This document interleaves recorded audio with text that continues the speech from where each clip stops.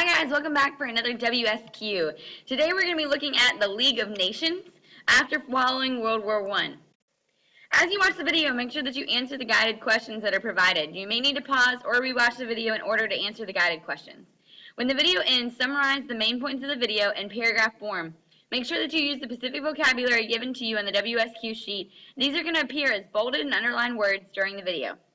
Then I want you to finish by asking one question. This can be something you're still confused about, a general question, or a discussion question for your classmates. The essential question that we're going to address in this PowerPoint is how did World War I and its aftermath intensify ongoing debates about the nation's role in the world and how best to achieve national security and pursue American interests? Smart historians will analyze the reasons for and the results of U.S. diplomatic, economic, and military initiatives in North America and overseas. And finally, we're going to explain how ideas about democracy, freedom, and individualism found expression in the development of cultural values, political institutions, and American identity.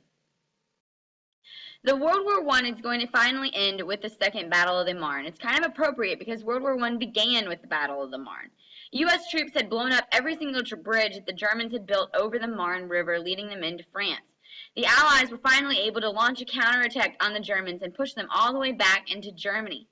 By 1918, the war was having a really devastating impact on the German people.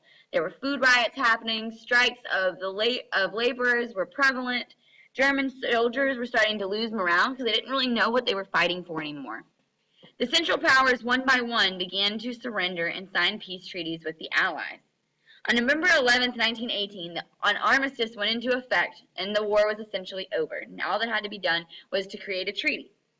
The consequences of the war were really devastating for all of the countries involved because of the number of people killed and then all the destruction that had been done to the European landscape due to the trench warfare. President Wilson wanted to ensure lasting peace so that no war like the Great War would not happen again. Back in the day, during this time period, they didn't call this World War I because they obviously didn't know a World War II was going to happen. So they referred to this war as the Great War. Wilson created a plan for peace called the 14 Points. The first 4 points in 14 points called for open diplomacy, meaning like open conversation between countries, freedom of the seas, trying to combat the unrestricted submarine warfare, the removal of the trade barricades, such as the fears of influence that would keep one nation from trading in an imperialized nation, and also to reduce military arms, because those were all things that had started World War I. The fifth point proposed a system to resolve the disputes over the colonies, right? Problems that had started occurring through the introduction of imperialism. Points 6 through 13 dealt with self-determination, essentially giving people, these countries that were imperialized, the right to decide their own political status, whether that was democratic or something else. And the 14th point called for the establishment of a League of Nations. And that League of Nations is very similar to the United Nations. However, it was also different because it was not the League of United Nations. The League of Nations also worked together to solve disputes, to protect democracy, and prevent future wars. The nations that were involved with World War I met in Paris to negotiate a peace treaty. This peace treaty was called the Treaty of Versailles. The conference was led by the Big Four, the biggest countries in the entire world: the United States, Great Britain, France, and Italy. Germany and the other Central Powers, because they were the losers of the war, were not invited to participate. Every nation came to the conference with some different needs and expectations. Okay, most of them had imperialized nations or colonies that they had their eyes on and they wanted. Military changes that occurred during the Treaty of Versailles was that Germany would be forced to disband their military completely. They would not be allowed to have any sort of air force. They had to limit the size of their standing army so that it wasn't threatening. They really just got rid of their military altogether. Territorially, it required Germany to give land to France and other nations. For example, Alsace-Lorraine, that was on the border between France and Germany, would be taken over. It was a major industry area for them. War guilt provisions were also put in that said that Germany was solely responsible for all of the damages to the Allied nations, and it also established the League of Nations. Wilson brought the treaty back to Congress for ratification, but Congress wasn't so excited about it. The Republican Congress was not supportive of the League of Nations, mainly because they felt like that they would, by approving the League of Nations, we would now start entangling ourselves with different things going on in Europe that wasn't going to be positive for us. So Wilson campaigned directly to the American people, hoping that they could pressure their senators in Congress to sign the Treaty of Versailles with the addition of the League of Nations. However, while he's out touring around the American people trying to gain support for this, he collapsed and he spent the rest of his term with only his wife and closest aides in the White House. When he leaves office in 1921, the United States does not sign the Treaty of Versailles. Instead, we draw up our own smaller treaties with Germany, Austria, and Hungary. And the United States doesn't end up joining the League of Nations. Politically, the impact of World War I was that all the monarchies in Europe at this point had been overthrown. And also the Bolsheviks, the communists in Russia, rose to power. Economically, World War I really devastated European economies. The United States emerged overall as the world's leading economic power. In the United States, the demand for consumer goods also increased, but this led to inflation, and so Americans struggled to buy those day-to-day products. Demand for food also increased because we're no longer supplying the European markets, though, and this hurt farmers. Women's contribution to the war effort by working in the factories while the men were at war attributed to the passage of the 19th Amendment. The 19th Amendment allowed women the right to vote.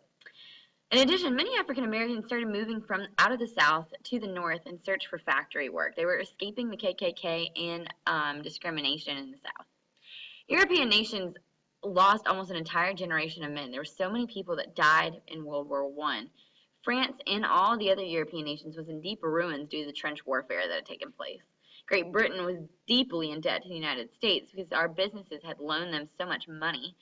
And the proposed reparations, or for example, the debts that were proposed by the Treaty of Versailles, would completely cripple Germany and end up leading to economic depression. There was a lot of hatred towards Germany following World War I, and there was a lot of patriotism because we were the victors during World War I, and this led to a movement of Americanism. This idea of like attacking ideas and people who are viewed as foreign, or if they're not American enough.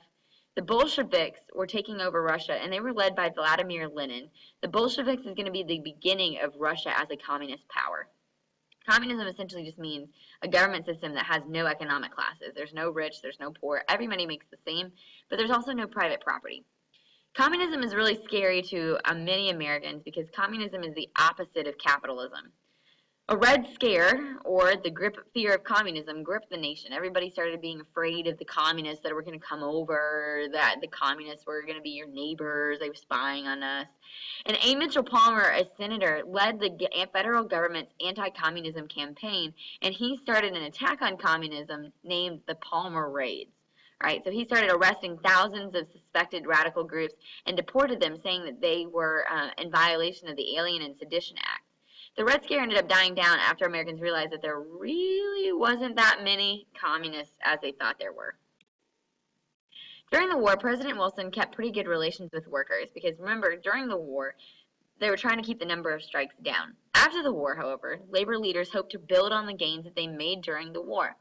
Wilson, however, paid less attention to the workers, paid a lot more attention to foreign affairs. The demand for factory goods decreased, and returning soldiers expected to return to their jobs in the factories after the war, but there was no jobs available to them. There was a couple different strikes during this time as people were readjusting. The Seattle General Strike occurred when workers from all industries took place. They had no major gains for workers, but industry stayed away, and major businesses stayed away from Seattle for years to come.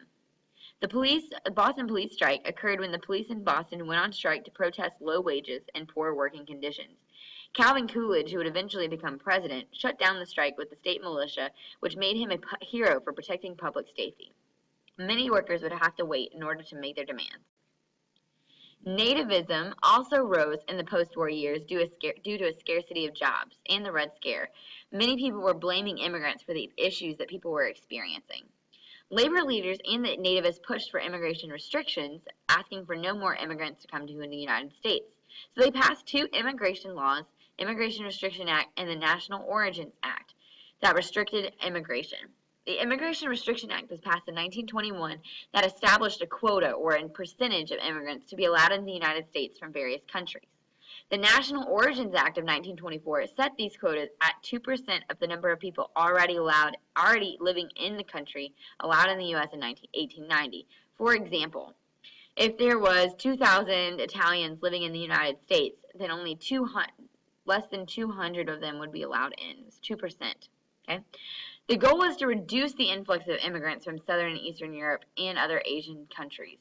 The KKK also reemerged during this time period to target groups such as Jews, Catholics, and any radicals, anybody who was essentially different from most white people. They wanted to uphold white supremacy. In May of 1920, Nicholas Sacco and Bartolomeo Vanzetti were arrested for armed robbery and murder, but both of them were Italian immigrants. They also had a long history of anarchy, meaning that they went against the government and they didn't think that the United States government was the best. As the trial progressed, it was pretty obvious that Sacco and Vanzetti are not really on trial for robbery and murder, but rather on trial for their political beliefs, believing that the American government wasn't the right government. Sacco and Vanzetti are eventually sentenced to death and they're executed.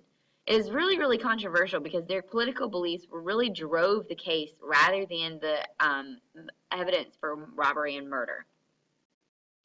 Make sure that as you watch the video, you answer the guided questions that were provided. It's okay if you have to pause the video or if you need to rewatch the video now in order to answer those guided questions. When the video ends, make sure that you summarize the main points of the video in paragraph form. Make sure you use the specific vocabulary given to you on the WSQ sheet. These appeared as bolded and underlined words during the video. Then finish by asking one question, something you're still confused about, a general question, or a discussion question for your classmates. Thank you for joining me for this WSQ, and I'll see you in class.